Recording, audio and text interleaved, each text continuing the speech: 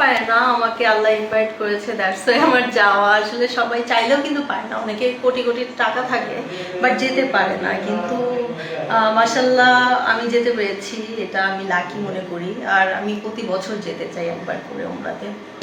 আজ আমি একটা বিজ্ঞাপনের শুটিং করছি, এটা হচ্ছে অন ইয়ার হবে ঈদের পরে। তো যখন আসবে সবাই দেখতে পারবে। আর আমাকে ডিরেক্টর বলেছে যে এখনো কিছু যেন না বলি কোন ব্র্যান্ড বা কিসের হচ্ছে প্রোডাক্টটা কি। সো দ্যাটস ওয়াই আমি বলতে পারছি না, যখন অন ইয়ার হবে সবাই দেখতে পারবে।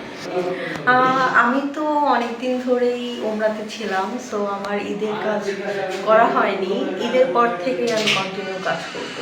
এটা তো উমরা সবাই করতে পারে না, আমাকে আল্লাহ ইনভাইট করেছে, দ্যাটস ওয়াই আমার যাওয়া। আসলে সবাই চাইলেও কিন্তু পায় না, অনেকে কোটি কোটি টাকা থাকে বাট যেতে পারে না। কিন্তু মাশাআল্লাহ আমি যেতে পেরেছি, এটা আমি লাকি মনে করি। আর আমি প্রতি বছর যেতে চাই একবার করে উমরাতে। আমার তো আলুর চপ পছন্দ, বেগুনি পছন্দ। সো এই টাইপের খাবার আনহেলদি বাট এগুলো ভালো লাগে, বিরিয়ানি ভালো লাগে। সো রোজায় তো অনেক ধরনের খাবার আসে, যেমন জিলাপি, তারপর লাচ্ছি, এইসব খাবার খাওয়া হয়।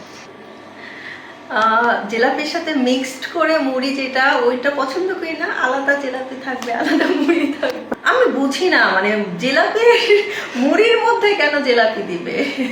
জিলাপি আলাদা থাকবে, আমরা আলাদা খাবো, কেন একসাথে দিতে হবে?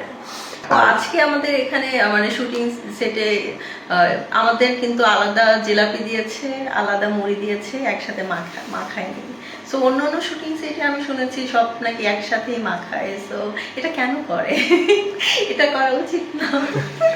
আচ্ছা, রমজানে তো নামাজ পড়ছি, তাহাজ্জুদ পড়ছি, তারাবি পড়ছি, দেন রোজা থাকা হচ্ছে, আর হচ্ছে শপিং বিজি। আমি তো শপিং করতে অনেক পছন্দ করি। সো আমার আরও কেনাকাটা বাকি আছে, আমার ছেলের জন্য, আমার ভাইয়ের জন্য। সো সবার কেনাকাটা এখনো হয়নি, করবো। আমার তো আনলিমিটেড বাজেট থাকে, ওই রকম আমি আসলে চিন্তা করি না। বাট বলা যাবে না, বলতে চাই না। ওর যেটা ভালো লাগে সেটা কিনবে, ও তো পাঞ্জাবি, তারপর হচ্ছে যা যা দরকার ওগুলো।